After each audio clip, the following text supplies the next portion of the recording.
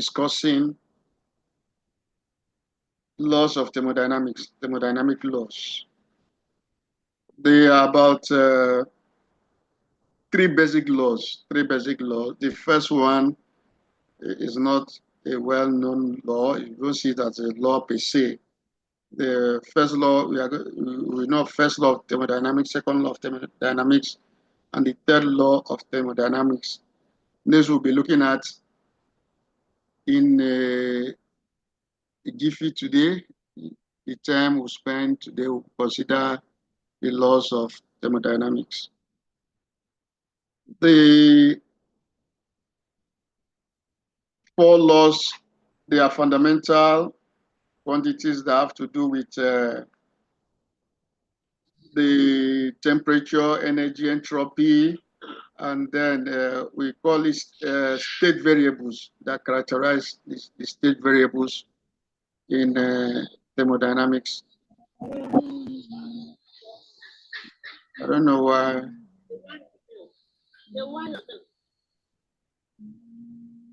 I don't know why some people have to.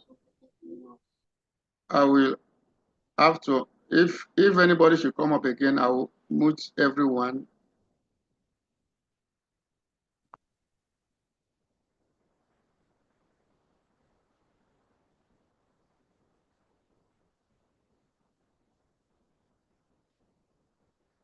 All right.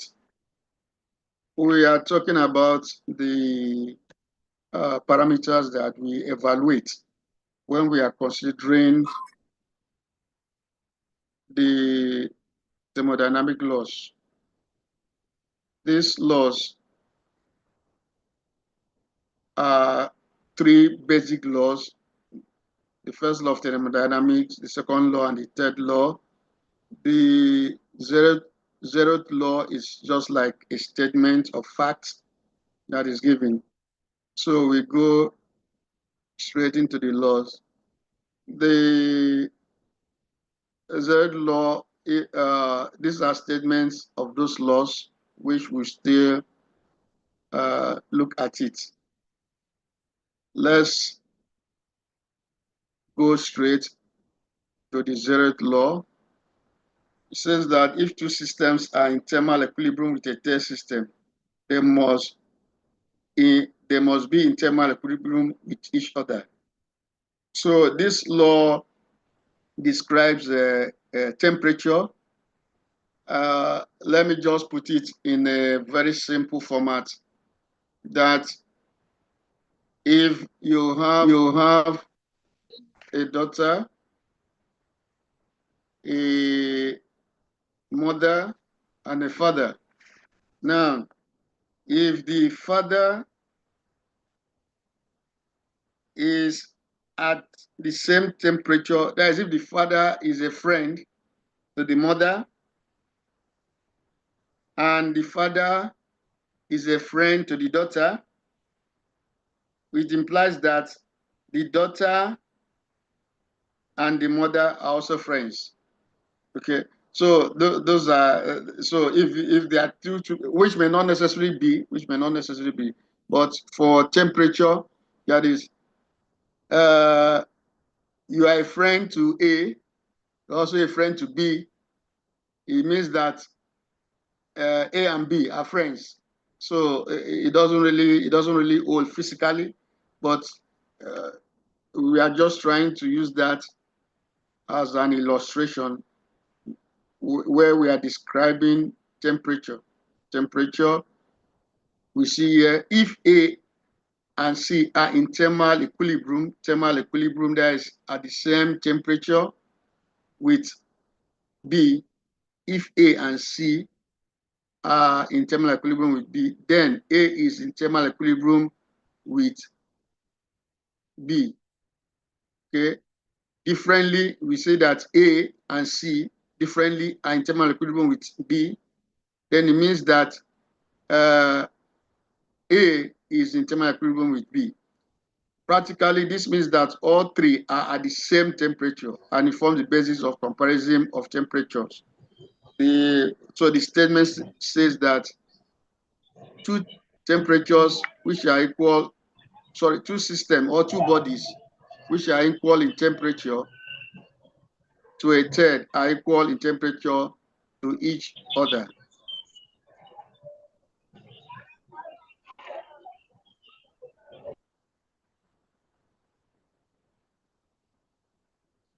All right.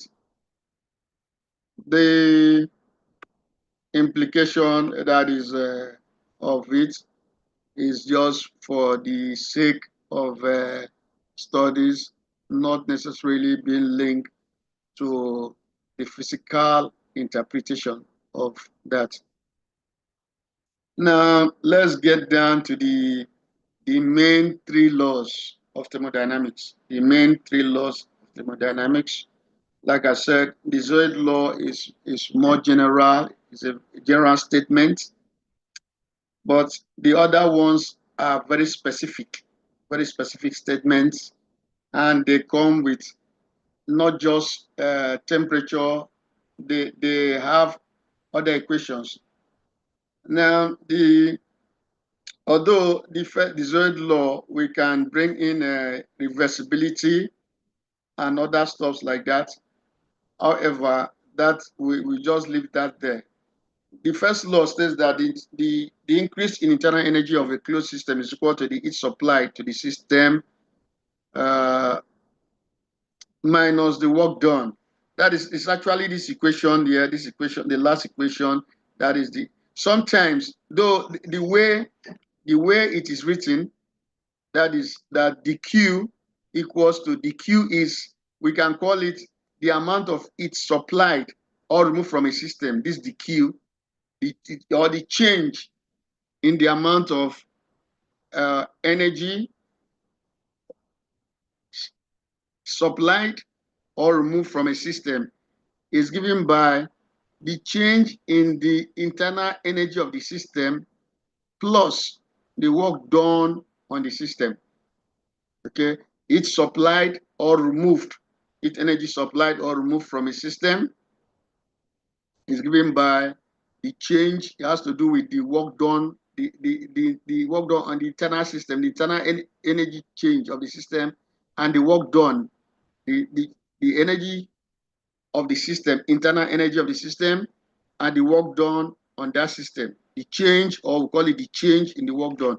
The Q means change in heat. The U means change in internal energy, while the W means change in work done. The first law of thermodynamics is actually based on the law of conservation of energy. It is not, so sometimes some people, maybe at this level, one may allow you to say that is the law of conservation of energy, but once you get to some level, that will not be accepted. That kind of definition will not be accepted. Please put down your hand. I'm not. We are having something serious now. I don't know. This is 17 minutes after. If we are to ask a question, you ask, not just 17 minutes into the class. I don't know if there's a problem that you cannot hear. If that is a different problem, not just raising your hand unnecessarily. All right. We continue with that. And if you have any problem, please, as I've been saying with regard to this course, see your course advisor to advise you appropriately. Okay, now we